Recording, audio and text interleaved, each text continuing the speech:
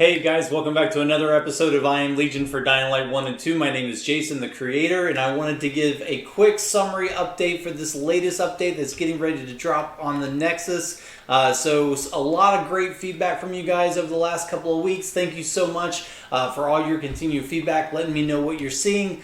This next update is going to be a pretty nice quality of life update. There's several things that I finally got a chance to circle back around and fix. One of those being the ability to actually have that perfect block for the AI. I have enabled this for several of the characters. I believe a couple of the AI still experience an issue where they're not fully getting that ability to do the perfect block. Please keep me posted on which AIs are not allowing that ability. I do want to find out which ones are not, because they should be doing it at this point with the bugs that I found. And I think I narrowed down the issue, and I think that system is working again. But of course, I haven't had a chance to actually play through the entire game.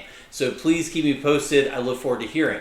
So from that previous update, for those of you who watched the last video, you saw that I did a base defense video which showed just what it's starting to look like with the map changing and these bases. I do have access to the map now, but as some of you may have noted with this last update, there were a couple of quests that were breaking inside the Bazaar.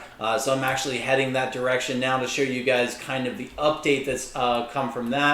So I have gone and tried to refine and change some of that code, and also remove the interior of the Bazaar. So I've kept the updates to the exterior of the Bazaar and continue to add a few changes to that as well. But I went ahead and removed the interior for now, so that we can continue to learn what's causing those issues and continue to work those bugs out. Because especially for the first part of the game, that's a pretty major part of the game, is receiving quests. And I can see here, actually, one of the things I was going to report is that this is fixed, but jumping in here, it actually looks like my work to make sure these zombies couldn't spawn in here did not take.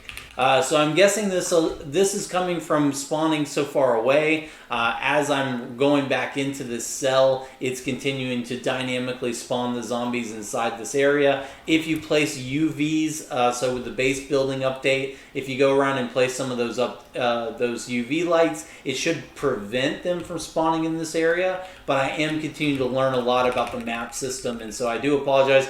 Don't consider this a bug for now. Consider this, they got over the wall, and I'm going to continue to add updates here to support keeping those from being a negative experience. We'll continue to figure out how to make that feel natural inside the game, and that's why I like to do these summary updates, is so that you guys kind of see the latest status and understand what's going on and the playability of the mod.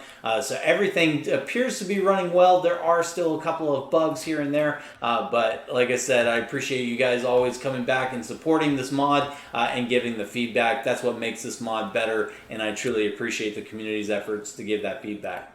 So inside the actual Bazaar, it should return to normal. A couple of the cells right here, once you walk in, will still be modified, so you can still get that custom loot as you go inside. And also, when you go in, you'll see that the custom traders are no longer in their positions. That's because I no longer have access to the interior cells of the Bazaar, but I did keep my modified changes to this first starter area. So you do get the new backpack, you get the new chest that's not that the bag. But I am continuing to look at where I can get access to the map itself and make those changes that do not affect and break crucial quests. Obviously, nobody wants to have a bad experience where they can't turn in their quests or they're getting weird glitches or bugs. So let's dive into what I've provided in the meantime. So I've actually continued to learn quite a lot utilizing the new tools that the developers at Techland provided, along with seeing what I could go ahead and get into the core map itself. I'm not looking to create custom maps at this point. I do want to continue to refine and improve the base game, so that the base game continues to have more and more content for you guys, so you can continue to enjoy that as the updates come from Techland. So one of the challenges with this base update, or with the map update rather, and the base building that's coming soon, is that basically I've identified that a glitch that you start to get is as you start to access certain areas of the map, what will happen is that the LOD system that actually is supposed to optimize objects off in the distance, they don't actually work. So what it's doing is it's kind of destroying that data, and I think that's also where it's not exactly related, but it's similar, where the quest information is also being messed up. So I'm having to be very judgmental in what I take down or what I'm pulling down from baked status to modify for you guys. And so I think I found a pretty good use case that I'm going to show you guys now. So I'm looking at this idea of base building and how can we bring the base building into the game to make that something that's exciting and fun, that we can continue to shift the map as we progress through the game.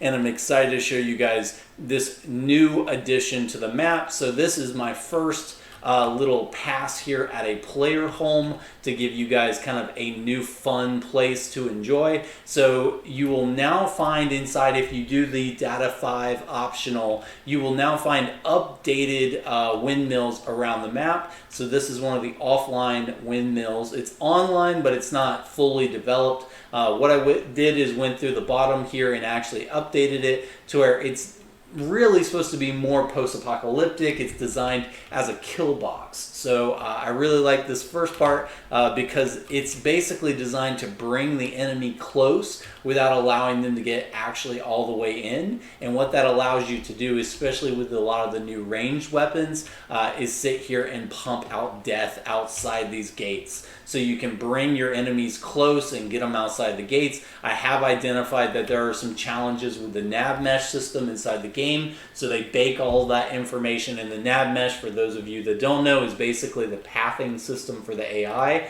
And a lot of those systems are baked into the map themselves. And so because of this, I'm not able to actually go in here and add the updated nav mesh for these buildings. So I am trying to be very judgmental about what I modify and what I change, because I don't want too many glitches. I don't want too many glaringly obvious bugs inside the game.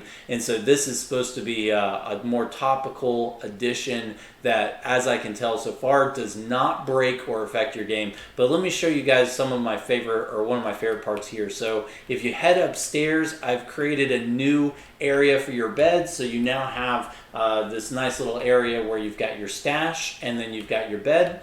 So these are going to be dependent on the UV system. As you can tell, there's no longer a blanket safe zone area here that you have to actually walk up and get inside UV light to be considered safe.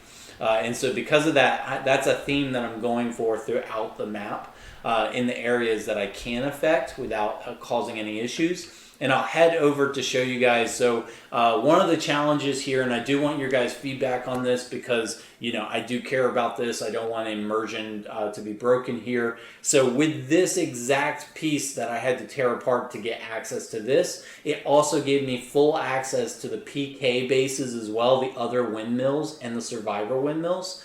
The challenge with that is that their LODs are currently messed up when you look at it from off in the distance. But once you start to get closer, it will fade in. And I believe this is based on your view distance, but I haven't played with it yet. So that does continue to go to that idea of I am going to start bringing all of these windmills and everything online so that it's a little bit more realistic, more fun, and more immersive for you to actually enjoy inside the game. But in order to be able to do that, I need to actually be able to get access to those locations. And so part of this is being able to identify which areas you guys are comfortable with me bringing offline so that I can go in there and make those changes and we can add more content at the sacrifice of the LOD. So I want your guys' feedback here. You know, please let me know what your thoughts are. I want to continue to go in here and add fun things like this because basically you have this cool idea here where you have this kill box, and I'll go start a chase here in a second, but you have this kill box,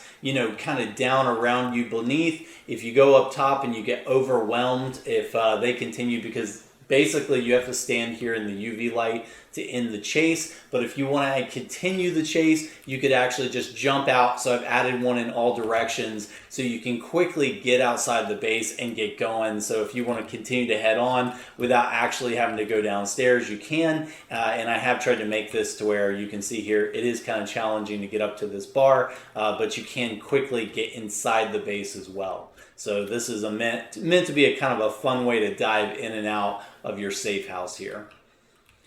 Along with this, so actually I'll go ahead and start that chase so I can show you guys kind of the nav mesh issue. And one of the reasons that the base building will kind of help bring this area to life is that as you begin to build around these bases, you yourself can go and add the UV lights and the protection outside these bases to where they won't be able to actually run up and get inside anymore, that they will not, you could make it to where they can't even get up close to the mesh itself, but that they can only get, to an exact location before the UV starts to kill them.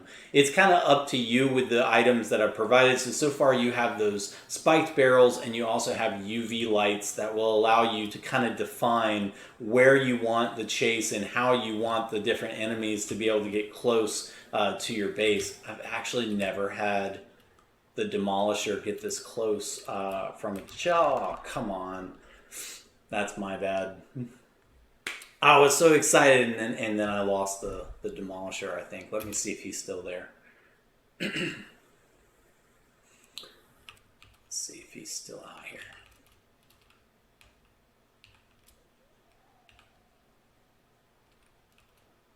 Oh, man. I was so excited to have him outside the base. Let's see if we can get another one. That's the risk of heading down, I guess. Let's see here. Let's go ahead and start that. Is there a better way to get up? Oh, man.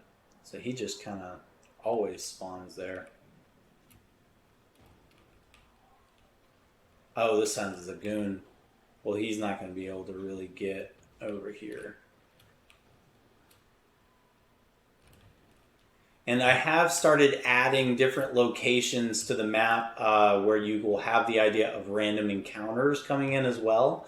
And so as we continue here, I'm going to continue to add the idea that your bases are being raided or attacked by enemies. And so looking forward to your guys' feedback on these types of systems, because I'm super excited to get in here. Now, I do think that this is actually topical. I think those lights are on, but hang on, let me actually power up this generator here. I've been playing with this to see what I could get away with.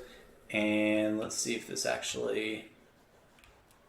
No, I think they're currently just set to off. I'm continuing to work with this to try to improve this system so that the UV lights are actually able to be turned on, and that if I get that system, working as expected, that's actually going to go on to do a lot of different things inside the map.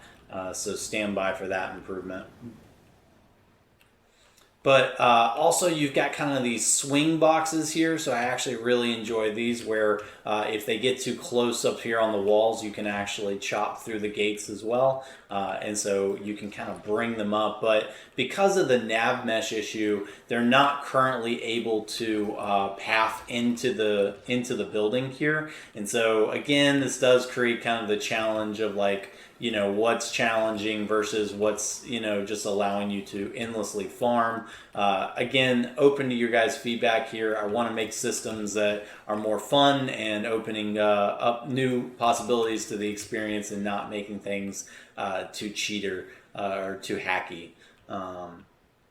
So this is kind of the idea. So if you want to be able to get away from this chase, you can go up top, and if you go sit inside of the UV light, it will end the chase. And then also for the beds, it's still, as I mentioned, because it is UV based, sometimes you'll get this rest unavailable. All you have to do is stand on top of the bed at any time, and you should be able to go to sleep.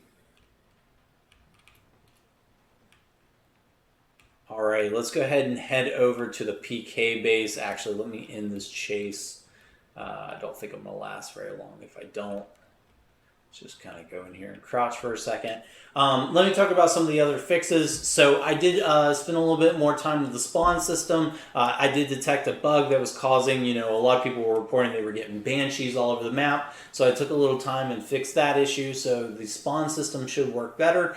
So you shouldn't get as many special infected just littering the streets. I'm continuing to look at that system along with the encounter system, especially now that I have access to the map system, to see what I can create that's a little bit more unique for the world burners, for the wolves, and all these new factions that are on the way. So I am working on a Bandit Overhaul that I'm excited to share with you guys. It is on the roadmap, and with that Bandit Overhaul, I've got like 7 new factions that will be joining the map related to the bandits, and I'm wanting to do that with custom locations designed for the bandits. And so that's what's taking more time, is that I didn't want to do more of the topical thing, which is what I've had to do so far with the world burners and the wolves, which is, basically you may get them through encounters. I want to actually build them into the game a little bit more and make them more interesting. And so here soon, hopefully you'll have a few bandit outposts with some custom factions here in the world as well.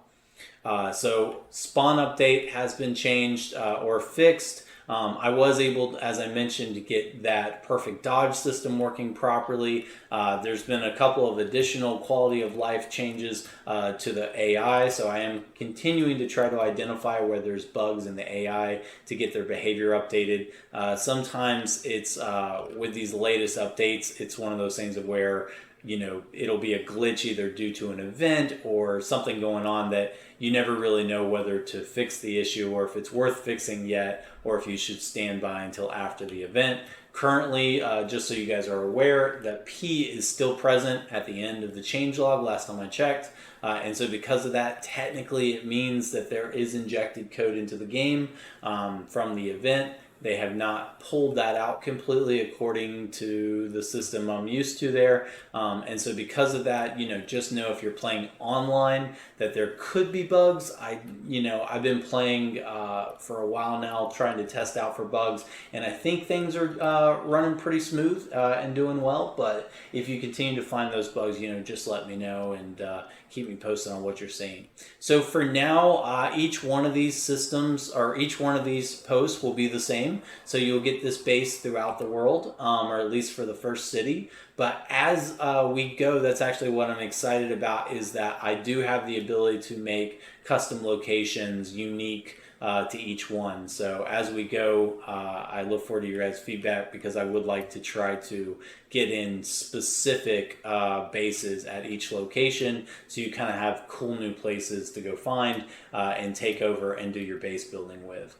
I'm also looking into several new systems with the base building, and that's really been my next focus here, is the base building and bringing that system online to a better location. And I'm happy to say that I have some pretty good solutions coming up that I think will help with this non-permanent bases issue. And so as we continue to go, so here's what I was going to show you guys. So there's actually a windmill right here, a PK Windmill, but you can see here off in the distance, it's not quite there. As I start to get closer, it kind of decloaks, if you will. And I hate that that's the case, but that is related to the system that is causing me to be able to have access to those other windmills. So again, based on your guys' feedback, what I may do is actually add these buildings as custom locations that stand by themselves, that are not related to bases that are already there, so it does not affect or change the actual baked LODs, but it actually just creates new buildings. In that case, they would pop in as soon as you got close enough, so it would still be a little janky based on the LOD system, but still trying to get that in. So here's some changes. I've got a little glitch with doubling up on the UV lights here, but again, this is where the PK base is now on offline from the version that's in the vanilla. I do have more access to it now to allow you to actually enjoy kind of defending the base, and I have not completely pulled this zone offline just yet. But as soon as you get this latest update, it will also come with this being offline, which allows you to fire your weapon and defend this location. And also, the only UV light that you'll have in this world will actually be UV lights scattered around the area. And so because of that, that will require you to go and seek out that light and stand under it. And it will also allow the enemy, if you're in a chase, to run inside your base. So that's something I'm continuing to work on to try to make sure that that's a feature that you guys want. And so I am pairing that with the Data5 Optional. So if you guys do want that system, you're welcome to install it. And if you're really not a big fan, you don't have to have the Data5 Optional. Well, guys, this has been just a very quick summary. There's several other things in the changelog that I want to get out to you guys, but I do want to go ahead and get this video on the way, and I hope you guys have enjoyed. I'm continuing to balance for the 3 different versions, and Dying Light 1 is also back online. The version for I Am Legion is online for Dying Light 1 rather, and so I'm continuing to progress both of those mods, and I have lots of updates coming for both here in the near future, and that roadmap will be coming out here very shortly. All right, guys, hope you guys are enjoying the mod. Look forward to your feedback, and I'll catch up with everybody here soon. Thanks, guys.